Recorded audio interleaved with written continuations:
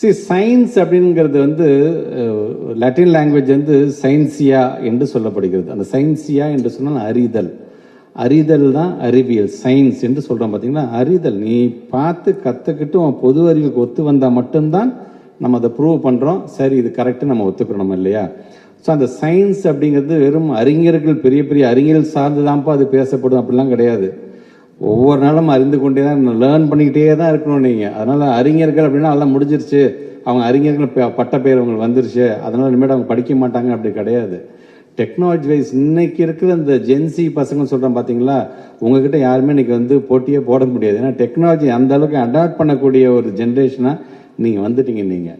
So இன்றைக்கி நாங்கள் மேடையில் 4 விஷயம் பேசினா உங்களுக்கு 40 விஷயம் தெரியும். உங்களுக்கு அடுத்த நிமிஷம் கூகுளில் சர்ச் பண்ணுறீங்க, அடுத்த விஷயம் இது யார் சொன்னால், இது யார் பேசினா, இந்த கருத்து எப்படிப்பட்ட கருத்துங்கிறது வந்து நீங்கள் அசஸ் பண்ணுறீங்க பார்த்தீங்களா.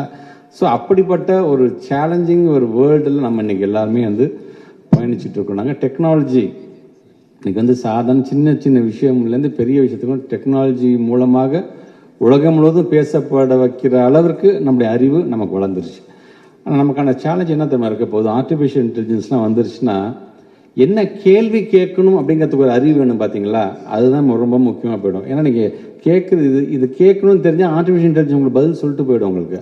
ஆனால் கேட்கக்கூடிய அறிவை நாம் வளர்த்து கொள்ள வேண்டும். டெக்னாலஜி வைஸ், படிப்பு வைஸ், எல்லா விதத்துலையும் நாம் நம்மளை அப்டேட் பண்ணிக்கிட்டே இருக்கணும் நம்ம. ஸோ இப்போ வினாடி குவிஸ் போட்டு அப்படிங்கிறது இந்த வெற்றி தோல்வியில் நான் கலந்துக்கிட்டேன் அப்படின்னா அதெல்லாம் கடந்து உங்களுடைய மூளைக்கு நீங்கள் தருகின்ற உணவு, உங்களுடைய மூளையுடைய செயல்பாடு, உங்கள் மூளையை புத்துணர்ச்சியாக வைத்துக் கொள்ளப் போகிறீர்கள், உங்களுடைய மூளைக்கு நீங்கள் வேலை தரப்போகிறீர்கள். அப்படிப்பட்ட ஒரு ஈவெண்ட்டு தான் இது போன்ற குவிஸ் காம்படிஷன். அதனால தான் எனக்கு மாண்புமிகு தமிழ்நாட்டுடைய முதலமைச்சர் அவர்கள் இது போன்ற வினாடி வினாக்களை அரசு பள்ளி, அரசு உதவி பெறுகின்ற பள்ளியை சார்ந்திருக்கின்ற மாணவர்கள் கொடுத்து அதில் வெற்றி பெறுகின்ற ஒரு 25 பேரை நாங்கள் வந்து இன்னைக்கு இன்டர்நேஷனல் லெவலில் நாங்கள் டூர் கூட்டிகிட்டு போகிறோம். நாங்கள் ஸோ பீயிங் எ மினிஸ்டர் நானே அந்த பசங்களை அழைத்து கொண்டு நான் ஜப்பான் கூட்டிகிட்டு போகிறேன், சவுத் கொரியா கூட்டிகிட்டு போகிறேன், மலேசியா நான் கூட்டிகிட்டு போகிறேன், ஆஸ்திரியா கூட்டிகிட்டு போகிறேன், ஜெர்மனி நான் கூட்டிகிட்டு போகிறேன். அப்படின்னா அந்த கல்வி சுற்றுலா மூலமாக அங்கே இருக்கின்ற யூனிவர்சிட்டிக்கு நான் அழைச்சிட்டு போகிறேன். நான் அங்கே இருக்கின்ற ஸ்கூல் எஜுகேஷன் எப்படி நடக்குது, அங்கே இருக்கின்ற டீச்சர்ஸ் கிட்ட எப்படி நம்முடைய பசங்க எப்படி இன்ட்ராக்ட் பண்ணுறாங்க, என்ன மாதிரியான கேள்விகள் கேட்குறாங்க, தூரத்தில் இருந்து நாங்கள் பார்த்து அதை ரசிக்கிறோம் நாங்கள்.